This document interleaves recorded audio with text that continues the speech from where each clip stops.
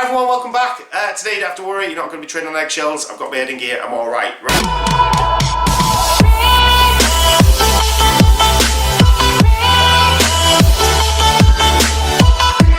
Right, I've got loads of bits outstanding still in the post. One bit the only bit I'm concerned about is this. You see that?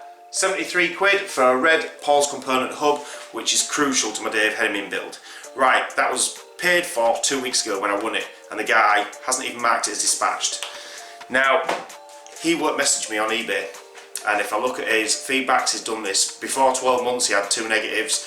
Within the last 12 months he's got 2 neutrals for doing the same thing, and if you read the descriptions of his positives, he's had a massive delay in sending stuff, so it looks like he doesn't want to send that because he hasn't made the money he wanted to make on it. Not my problem, mate. I bought it. Tough. Right, in the meantime, I can deal with that. We've got a plan. There is a purple one on eBay, 100 quid. So an extra 20 odd quid, but it's laced onto a wheel. What is going on? Right. Laced onto a wheel, it's in purple downside, but not a big deal. I can unlace it, I can send it to the sandblasters, remove the purple. I'm getting an anodizing kit for a red anyway for the Jason McCroy bike, so I can dip that, and then all I have to look for is a Paul's component decal to put on it. I can live with the decal rather than the proper etching, but at least it will be a proper Paul's component, and it will be in the right colour, even if it has got a decal on it rather than the lacing bit. We're over this, it's done, yeah? Right, next one. Bit of a quick hack for you. When I find stuff out, I like to share it. Right, I had this, I'll show you this for this reason, because this was stuck on here for me. If you've ever had this situation where bolts, cap screws round off and you can't get them out, tends to happen in these quite a lot because people, underskilled people or kids and stuff, use sub-adequate tools. Allen keys are normally a bit knackered and rounded, and they chew the bolts out, and they're only shallow bolts in these, so they round out really easy. And then after that, you can't get that out. It's bollocks. Right, bit of a hack here. This bolt, can you see this one? I'm going to turn it around and show you. Get in close, can you see that? Welded in. Right, what you do is when that bolt is in, you get a nice sharp Allen key the best you can, take it to someone who's got a welding plant, or unless you've got a welding plant at home, hold it in place, engage it as tight as you can, get them to put a tack on, so make sure they're a good shot and they don't hit anything else. But it's doable. Look, I can show you mine. That is completely undamaged.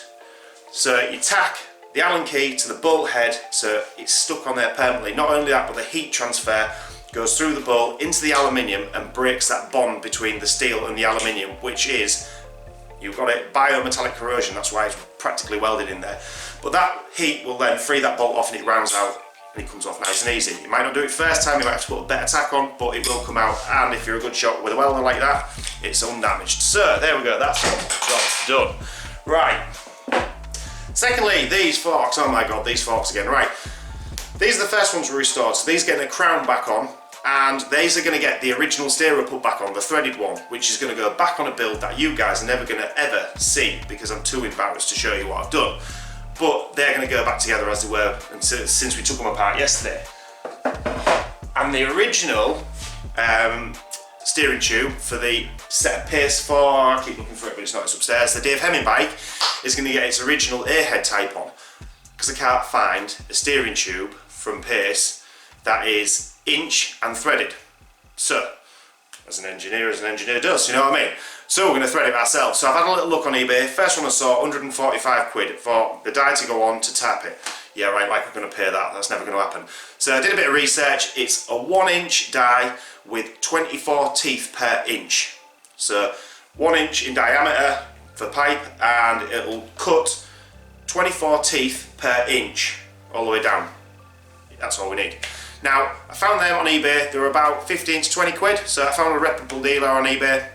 And we bought one. It's in China, it's on its way over, and if you don't have the wrench to go on it, take it to a machine shop. You'll find someone within 10-mile radius probably, and they'll probably do it for maybe a tenner. They'll just stick it in vice and whip it down for you. Turn it down, then you've got your threads exactly where you want them, so you can use your existing tube. So that is a hack too. Right, as for today, we've got these bits valley again. So we're going to drill the corner points of the section that's machined out of here. We're going to bolt them together. I'm going to work these edges down so we get the right profile, and look at nitromorse in the frame and clearing off the welds and everything off that frame, and then jigging these up so these can go to fabricators and we can get on with the Santa Cruz, which will be nice. So let's go on with some work. Right guys, first order of the day, nitro moss. We're going to stick some here on the damaged area here, and we're going to get this cleaned off ready for fabbing. In the meantime, while it's cooking, we're going to drill these out and get these cleaned off as well. So we go. Let's hope it pulls this stuff off.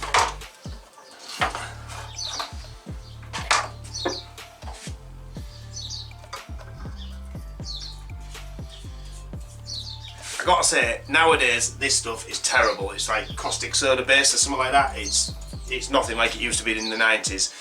But this one was salvaged from the tip and it was absolutely full. It's a bit watery, but this is so potent. It rips off everything, and I'm hoping it'll take this powder coating off. Oh! Should have had glasses on, look. Should have had them on. Right, see what that does. Right, in the meantime, get this drilled. So, clamp these up.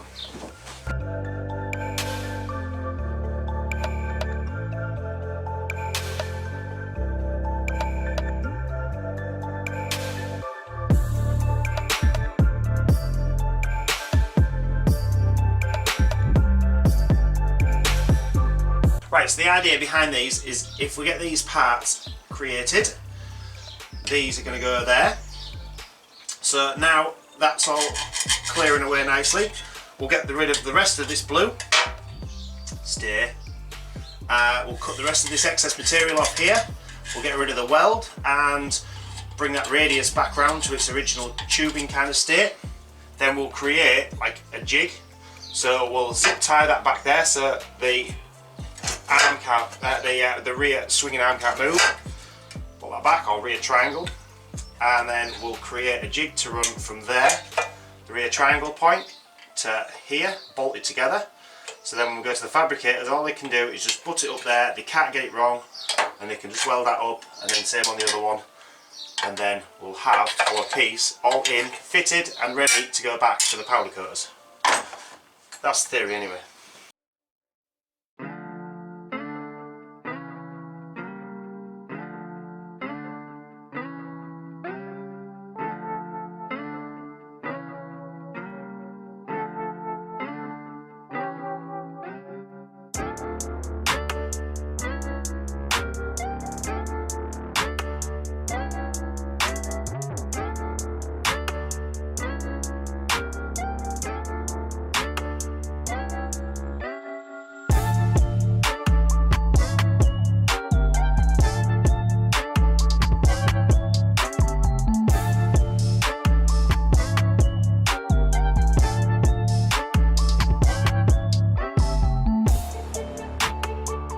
Right, so as I started working on it, this bit here I'm leaving on, so it's a bit thicker because this is the original bit that was folded upright at both sides to create what was there before.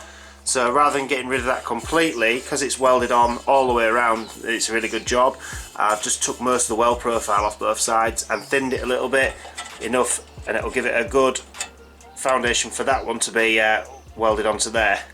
So rather than taking it back to just that tube like I was originally going to do and working with thin aluminium, we've got a good thick piece of aluminium there in good condition for ours to be fully welded onto. So we're getting to weld it all around the front and all around the back of each piece.